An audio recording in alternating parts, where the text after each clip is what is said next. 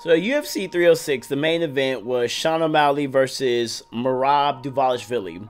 And what can we learn from the results? The results was Merab basically wrestle-fucked Sean O'Malley to get the Bantamweight Championship. And Sean didn't look, the Sugar Show didn't look like the Sugar Show.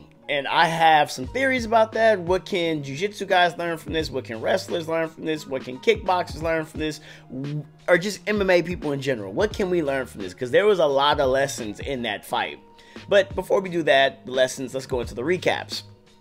If you look at the stats, it's very clear that Merab had dominant control time over Sean O'Malley. And the whole fight, it honestly... From round 1 to round 5, I was shocked watching that fight of seeing Merab just basically be twitchy. This guy was twitchy the entire time. He was not stopping. I was thinking at some point, okay, I think Sean was thinking as well. At some point, Merab is going to get tired. He's going to stand flat-footed, and then Sean could pick his shots. But what ended up happening was Merab never stopped moving. And this goes, and then some people are saying, oh, Sean didn't look the same. I'm going to tell you what I really think, like my theory, and I wish I could ask Sean this himself. I don't think Sean O'Malley took Merab Dvalishvili serious. I don't think he took him serious. I think if you look at after Sean O'Malley beat Chito Vera, he said in the press conference, he was like, yeah, like I want to go to the next top division or the division up bantamweight, and I'll knock out Merab for you guys if that's what you guys want me to do. When Sugar Show was arguing with Aljamain Sterling, what did Merab do? Merab took Sugar Show's jacket and was running around like it was crazy. Like, who remembers this stuff? I believe this entire time, and if you look at like say for example, even certain like interviews, Sean looked at Merab as an idiot. So I honestly think that Sean O'Malley did not see Merab Dvalishvili as a problem like he saw Chito Vera, Aljamain Sterling, and all the guys before him, Petr Yan. He didn't look at Merab as a problem despite Merab having a 10-fight win streak. He just thought he was a little guy and he would knock him out. But what Merab showed me was, I always wondered, like, because I think Sean O'Malley stands at 5'11". If I was to do MMA, I would be in that division. I was wondering, how do you beat someone like Sean O'Malley with this beautiful, exquisite striking? And I believe Merab showed exactly how that works. By basically coming in, having very, very great cardio, and just constantly doing classic Habib Nurmagomedov wrestling. That's exactly what he did. And that's the answer. When you have someone with really, really good striking, you can't measure up to him, just take him down, forget what the crowd says, and just lay and pray until you get the win. I know that's a boring win, but that was very, very effective. When I was watching it, and I was hearing Herb Dean, for example, trying to tell Merab to, push the pace, I was like, for what? Why? Like, it's Sean O'Malley's job to get up. It's not Merab's job to push the pace. Like, he's punching him. He's doing exactly what he needs to do. Why does he need to do anything else? But I really believe that's what happened. If you look at, for example, go back to the Chito Vera fight. That was Sean O'Malley's, I believe that was his last fight before Merab Dvalishvili. Look at Sean O'Malley's physique. Look at his physique. When he went against Chito Vera, he looked so amazing. But then when he went against Merab Dvalishvili, he didn't, like, Sean looked flat. He looked inflated. He didn't, like, maybe he had been partying a lot, and he just didn't even, it's kind of funny, like, he even looked at Dana White. If you go back and rewatch that fight, at the end, he looked at Dana White kind of like, he had this look like, I'm sorry, and Dana was just like, you could tell Dana was like, damn it, now we have, as everyone was calling Merab, a boring champion. But me personally, what got me interested to even watch the fight was Merab. I was seeing, there was this clip of Merab jumping into a frozen lake, like head first, bleeding. And then at the jiu-jitsu CGI, he was jumping into the crowd, pulling one of the guys by his hair. Merab is, to me, he's very entertaining. Like, he's not trying, he's being himself. So to me, I think it's gonna be a wild reign from Merab. I think he's very memeable too. He's like you know, like when Khabib and Magomedov was very stoic. He's kind of like that, but just take out the stoicism and just put like what's this guy's name? The one who I kill everybody. I forgot his name. Oh, I forgot his name. It's literally on the tip of my tongue. But he's kind of got that crazy in him. But he's like not that crazy. But anywho, I'm on a tangent. The point is what can we learn from this? What can we learn from this? Well, first off, I feel like for the biggest consensus right now is everyone says that wrestling is the dominant form, the most powerful base to learn in MMA, right? But then that was before wrestlers figured out how to defend against jiu-jitsu guys, because at first it was jiu-jitsu was the dominant form for MMA. But then when wrestlers learned submission defense, right, that's when it became basically wrestlers were just dominating jiu-jitsu guys, because they learned how to defend against like all the little sneaky stuff jiu-jitsu guys do. You know, I'm a jiu-jitsu guy, I'm very sneaky, I love that, you know, the sneakiness of jiu-jitsu guys. But once you're up on game of what they're doing, it's really hard to catch someone who knows what you're basically up to.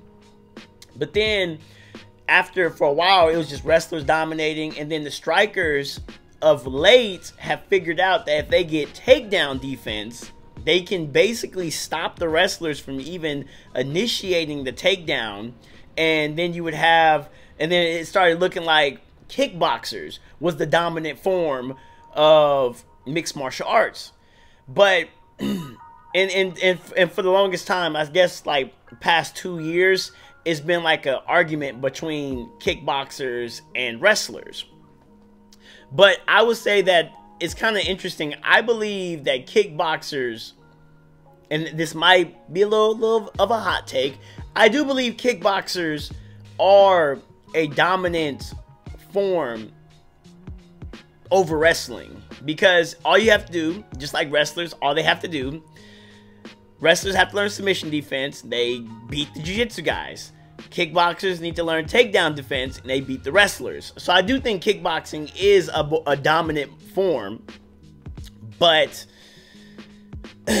last night it didn't look like that. And it's, even though kickboxing to me is more dominant than wrestling, or it can be more dominant, let me say that, it can be more dominant, defending against a wrestler is still difficult. Regardless, even if it's more dominant, whatever you want to say, it's more difficult.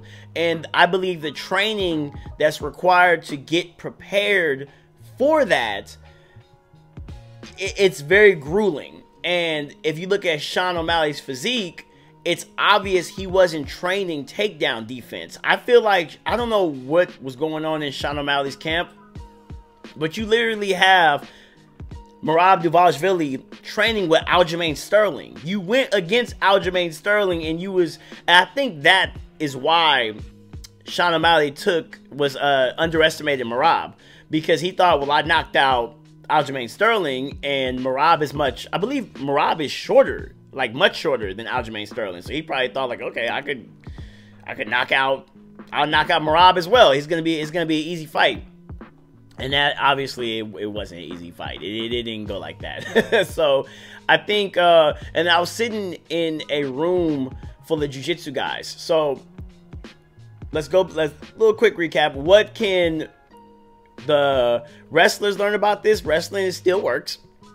I mean, wrestlers been saying that. Kickboxers, if you know you're going against a wrestler and you didn't put in the work of doing your takedown defense, that's what's gonna happen. You're gonna get wrestle fucked, like as if you're going against a prime Khabib Nurmagomedov. That's what's gonna happen. I'm sorry.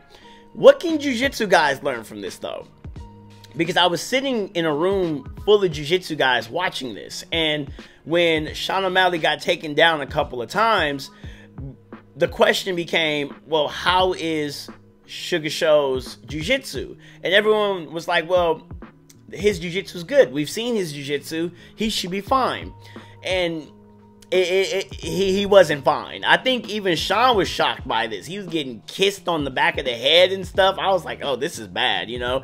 But what was the problem here? I think modern day jiu-jitsu, as a jiu-jitsu guy, I can say modern day jiu-jitsu emphasizes submissions. It's submission over position. This is why leg locks in MMA, leg locks in sports jiu-jitsu is so high on the totem pole, but when it's in MMA, it's like very low tier, because you are able to not get punched in the face and work on your submissions. Okay, so I believe in sports jiu-jitsu, submission over position is very, very key, right? But when you get to MMA, it's flipped. It becomes the old mantra of old school jiu-jitsu, position over submission. And I believe that Sean O'Malley's positional jiu-jitsu is severely lacking. I think that was the problem. When I was watching it, I was like, when you're speaking from experience, when you're dealing with a wrestler, your positional jiu-jitsu skills need to be good. You need to understand pin escapes. That entire sequence of Sean being trapped on the fence, Sean being taken down in open space and stuck on the ground, that was positional jiu-jitsu. And when Merab Dvalishvili sometimes would pass Sean's legs, which is his guard, that was pin escapes. This was all, like, Sean's problem was positional jiu-jitsu. So if Sean O'Malley gets a rematch, I would recommend Sean study up on positional jiu-jitsu skills. Don't worry about trying to get submissions against Merab. You need to worry about how to stand back up, you know, because takedown defense is one thing, which is when someone shoots on you and you stop the takedown. But when you're trapped on the ground with a wrestler, it becomes jiu-jitsu, and that was positional jiu-jitsu skills. I believe Sean O'Malley's positional jiu-jitsu skills was lacking in this particular fight, and the reason why it was lacking is I don't think he took Merab serious, so maybe his training camp wasn't taken serious for Merab in terms of, like, because if you look at Sean's, like, his cardio, he was gassed out. Merab was like, had him pinned on the fence. He was kneeing him in the leg. I was sitting there, I was like, this is actually, I was staring at Merab's game. I said, I like this. That's smart. I would do that too. I would do that too. I wouldn't sit there and strike with O'Malley. So there you go. What can the wrestlers learn? Wrestling still works. I know wrestling's going to be typing. We already knew this. Wrestling still works. Kickboxers. Just because, yes, striking is dominant. Yes, striking brings the money and the dough, but you still need to put in the work. Jiu-jitsu guys. Positional jiu-jitsu is how you get away from these wrestlers. That's, to me, right now, in pure grappling, I do think jiu-jitsu can shine over wrestling.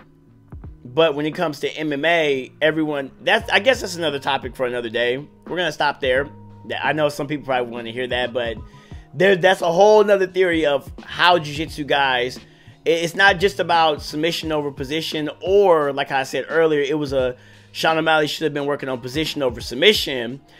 It has to be emergence of understanding and prioritizing at this point. Okay, should it be submission over position, or at this, you need to be equally good. So that's what we all can learn. Sean O'Malley's problem was a positional jiu-jitsu battle, and then it was cage work once he got to the cage of how to get back up. Merab had a great game. I think that was perfect, and I'm willing to bet, though, that if the Sugar Show gets a mandatory rematch or something like that, I do think Sean O'Malley will come in a much better physique, and I think he will beat Merab. I think it would actually be very it'd be very easy, because it was crazy that it took Sugar Sean 5 rounds to figure out front teeps was Merab's weakness. And now that I think if he came into another fight knowing this, oh, bro, it's going to be easy. And then work on your takedown defense, positional jiu-jitsu skills.